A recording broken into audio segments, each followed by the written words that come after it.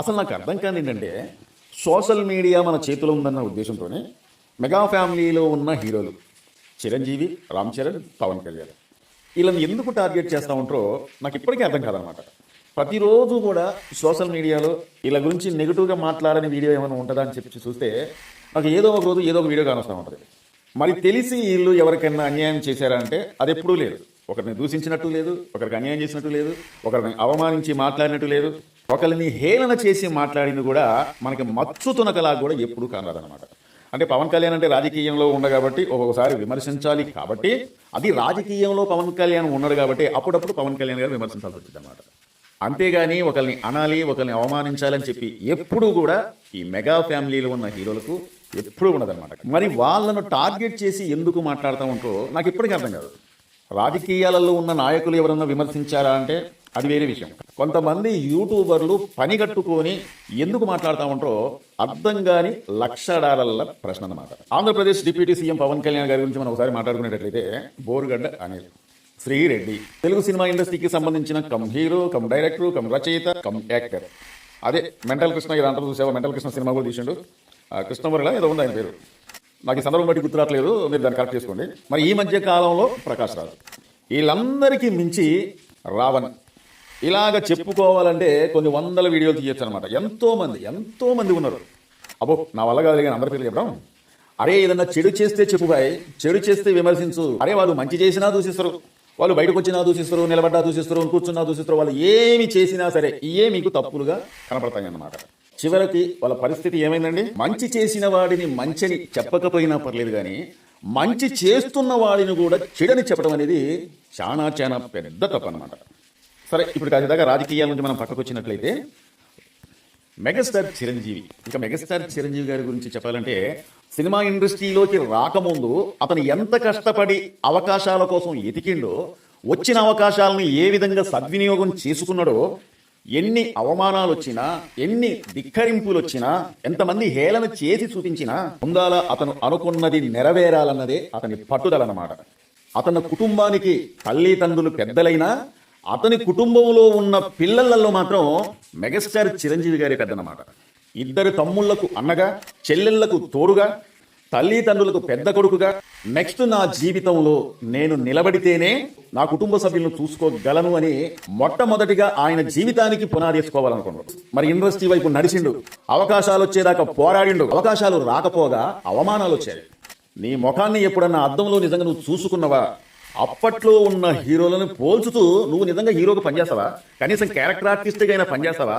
ఒక డాన్స్ చేస్తావా? ఒక ఫైట్ చేస్తావా? ఒక డైలాగ్ చెప్తావా? అసలు నిన్ను చూసేవాడెవడని చెప్పి ఎంతోమంది హేళన చేశారు. కానీ ఎంతమంది అవమానించినా కానీ అతనికి గుర్తొచ్చేది ఏంటంటే అతని ఫ్యామిలీ. ఇద్దరు తమ్ముళ్ళు, ఇద్దరు చెల్లెలు, తల్లి, తండ్రి. మరి చిరంజీవి గారిది మామూలు టాస్క్ కాదు. ఒకవేళ అతనికి ఏమైనా అవకాశాలు వచ్చినట్లయితే ఏ అవకాశాలైనా కానీ అతను పోగొట్టుకోకుండా ఆ అవకాశాలను సద్వినియోగం చేసుకోవాలన్నదే అతని టార్గెట్. సినిమా ఇండస్ట్రీకి సంబంధించి ప్రతి ఆఫీస్ గడప తొక్కిండు, ప్రతి ఒక్కరిని అడిగిండు, అవకాశాలు ఇవ్వండి, ఒకే ఒక్క ఛాన్స్ అని చెప్పి అవకాశాల కోసం తొక్కని గడప, ఎక్కని మెట్టంటూ లేదనమాట. సరే, ఎట్లయితేనే అవకాశం అనేది వచ్చింది.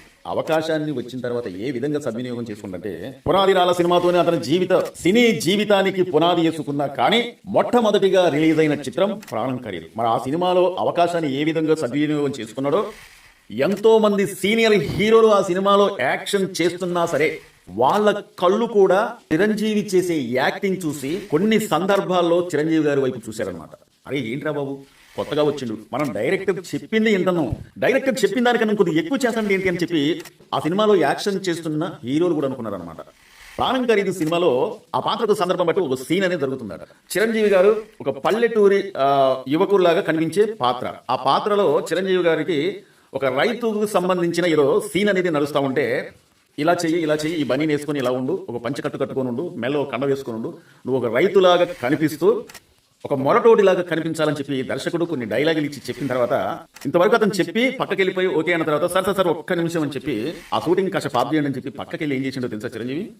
పక్కన ఉన్న కొంత వరిగడ్డిని ముక్కలుగా ఒక హాఫ్ ఇంచు ముక్కలుగా చేసుకొని అతను నెత్తి మీద కాసిని జల్లుకొని, ఒంటి మీద కాసిని జల్లుకొని, కాళ్లకు లేని బురద కూడా కాళ్ళకు అంటించుకొని మాసిపోయిన ముఖంతోని చెమట పట్టిన ఫేస్ కట్ లాగా అతను రూపొందించుకుని అతనికతనే ఈ పాత్రకు ఈ విధంగా ఉండాలని చెప్పి ఇక ఈ సీన్ స్టార్ట్ చేయించాలని చెప్పి దర్శకుడికి చెప్పిన తర్వాత దర్శకుడు నిజంగా ఆశ్చర్యపోయినాడు. అక్కడే ఉన్న కొంతమంది మన తెలుగు హీరోలు, అప్పట్లో ఉన్న తెలుగు హీరోలు ఆశ్చర్యపోయి అలాగే చూస్తున్నారట.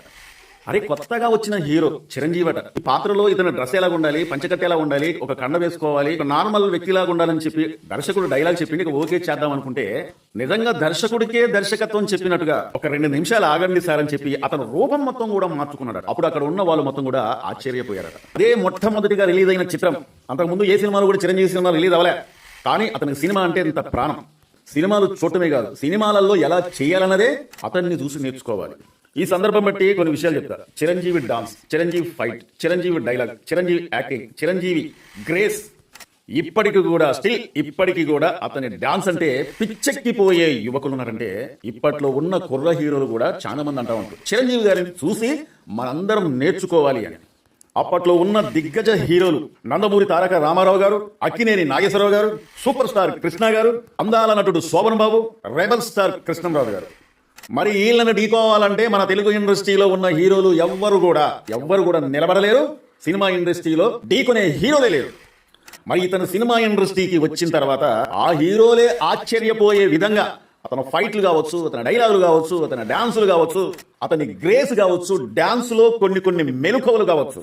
మన తెలుగు సినిమా ఇండస్ట్రీకి మొట్టమొదటిగా పరిచయం చేసిన వ్యక్తి ఎవరు అంటే డాన్స్ లో బ్రేక్ డాన్స్ పరిచయం చేసింది ఎవరు?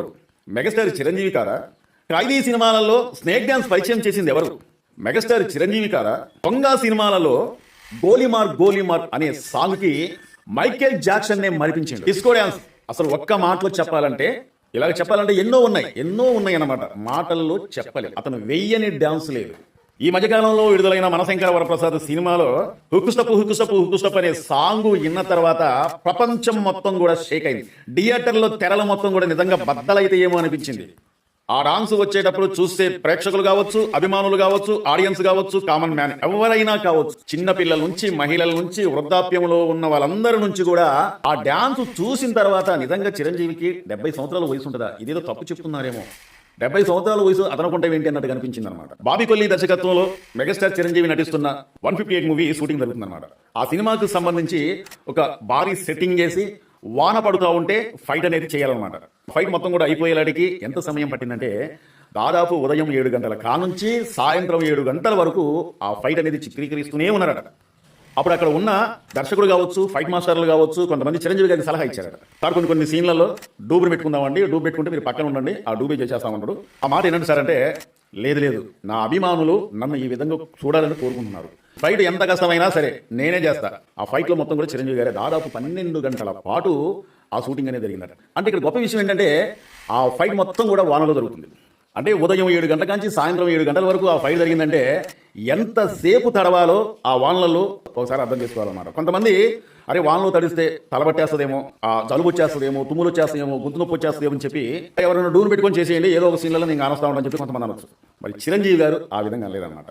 ఎంత కష్టమైనా, ఎంత ఇబ్బంది అయినా, ఎంత అలిసిపోయినా సరే ఆ వానలో తడుచుకుంటూ ఆ ఫైట్ మొత్తం కూడా చిత్రీకరించారట.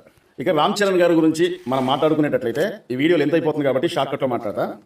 రామ్ చరణ్ గారు కూడా నిజంగా చెప్పాలంటే అతను ఎంతమందికి సాయం చేసిండో సోషల్ మీడియాలో వార్తలు వస్తే తప్ప ఎన్నో సాయాలు చేసింది. కానీ మచ్చు తునకలాగా ఒక మాట చెప్తారు.